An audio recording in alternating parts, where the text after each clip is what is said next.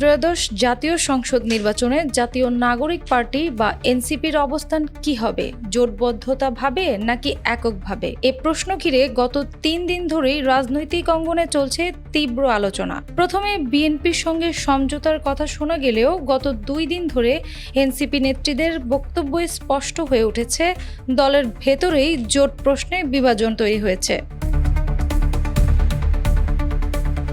একটি অংশ জামায়াতের সঙ্গে জোটে যেতে আগ্রহী হলেও আরেকটি অংশ এই সিদ্ধান্তের ঘোর বিরোধিতা করেছে। এরই মধ্যে গুঞ্জন উঠেছে জামায়াতের সঙ্গে এনসিপির শীর্ষ পর্যায়ের একটি বৈঠকে আসন বণ্টন নিয়েও আলোচনা হয়েছে।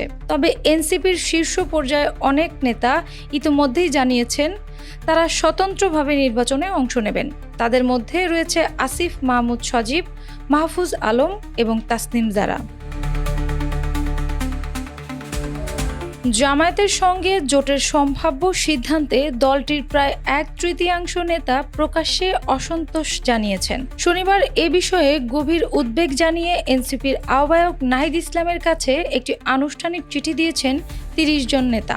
চিঠিতে তারা বলেন, 300 আসনে প্রার্থী দেওয়ার ঘোষণা দিয়ে মনোনয়ন ফরম বিক্রি করার পর জামায়াতের সঙ্গে জোট করা হলে তা জনগণের সঙ্গে গাদ্দারি হবে। জোটে যেতে আপত্তি জানানো নেতাদের মধ্যে রয়েছেন সিনিয়র যুগ্ম আহ্বায়ক সামান্তা শারমিন, যুগ্ম আহ্বায়ক মনিরা শারমিন, নুসরাত তাবাসসুম ও তাজনুবা জাবিন। এছাড়া সিনিয়র যুগ্ম সদস্য সচিব তাসনিম জারা এবং নাহিদা সারোয়ার নিভা। তাসনিম জারার ঘোষণার পর থেকেই এনসিপিকে ঘিরে আলোচনা আরও তীব্র হয়। এরপর দলের আরও 2 নেত্রী সামাজিক যোগাযোগ মাধ্যমে দেন রহস্যময় স্ট্যাটাস। মাহমুদা মিতু লেখেন, এই জুলাই এমনি আসেনি। নাহিদ ইসলামের থাইয়ের রক্ত জমাট দাগ আমরা ভুলিনি। We believe in Nahid Islam. এদিকে শনিবার বিবিসি বাংলাকে এনসিপির সদস্য সচিব আখতার হোসেন বলেন, বিএনপি জামায়াত সহ বিভিন্ন রাজনৈতিক দলের সঙ্গে জোট গঠন ও আসন সমঝোতা নিয়ে আলোচনা চলছে।